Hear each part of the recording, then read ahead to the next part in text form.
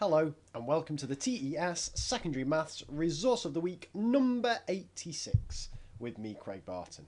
Now, I don't know about you, but my students are always moaning at me whenever I ask them to copy down some notes. And I try to explain to them that the reason I ask them to copy down notes is so that they understand it and think about it more. And I often try to encourage them to write things down in their own words and put their own annotations and their own diagrams and their own markings so they have a bit of ownership over their notes. But they absolutely flipping hate copying stuff down.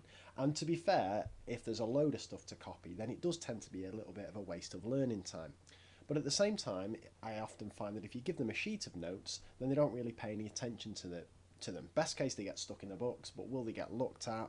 And crucially, will I know if those notes make any sense to the students or not?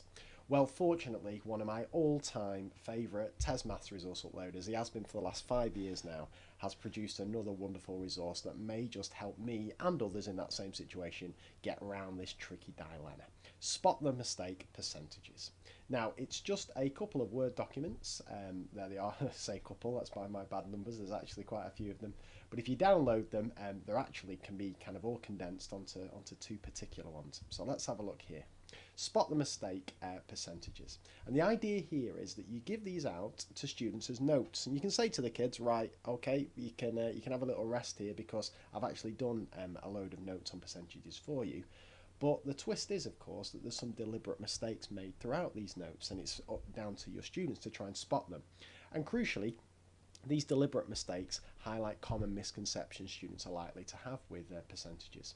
So the idea is that students get given these notes, but before they stick them in the book, they've got to go through them really carefully to see if they can spot any mistakes. So they're reading this percent means out of 100. If that's true, fine, they can relax. If it's not true, they need to correct it on this right-hand column here. So as we scoot down this, you can see straight away a little problem here. 31% equals 31 over 100, which equals 3.1. So I'd be hoping students would write a little note there correcting it. And perhaps I'm going to push my students a little bit further. Instead of just correcting it, I want them to explain the mistake that's being made and why they think that mistake gets made quite a bit by students. I love this bit here, percentage fractions decimals. Students have got to check every single bit of that. And once you tell them that there are mistakes in there, it really gives them an incentive to check every single bit. And this table doesn't actually contain any mistakes, but students aren't going to take that for granted. They're going to really check and be on the lookout for mistakes. And you might tend to find students claiming things are mistakes that aren't mistakes at all. So I often see students saying a fifth is a 0.5, but when presented with a fifth being 0.2, are they then going to start to think, well, actually is it, and maybe put that down as a mistake? So it kind of works both ways, if that makes sense. This sheet covers the entire range of percentages. So we've got percentage converting fractions, percentages and decimals. We've got finding percentages of amounts. We've got percentage increase. I absolutely love some of these ones here. There's some absolutely classic mistakes that get made here. Increase £45 by 6%. How often do we see an answer left like that? £2.70. And students not relating it back to the question. Well, maybe this is going to be a way of helping them get to the bottom of that. We then get really tricky bits, finding an original working backwards. I love this, a slow way and a fast way of doing this. One of these works, one of this exposes a common misconception that kids have. And then your classic repeated percentage change with compound interest. Fortunately, there are answers available for these.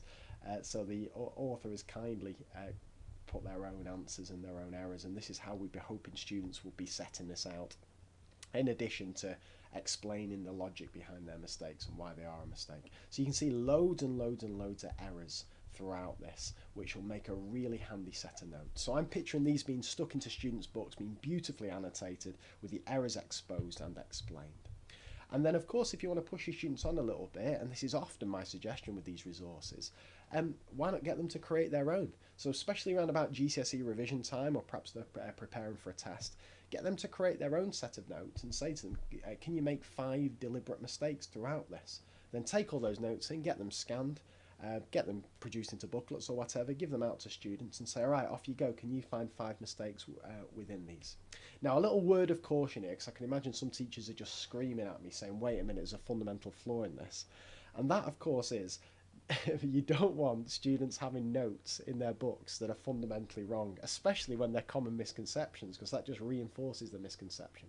So more than ever before, it's really important that these get checked thoroughly, whether that's peer assessment, whether it's you taking it in and marking, and so on, because obviously we can't reinforce any mistakes. That's kind of the opposite of what we're trying to achieve as teachers. But I just think in terms of a different way of approaching revision notes, this is absolutely phenomenal, and I'd love to see a complete collection of these start to develop on TES. So thanks once again to one of my all-time world famous favourite uploaders, and I'll be back with a fresh resource of the week next week. Take care and bye for now.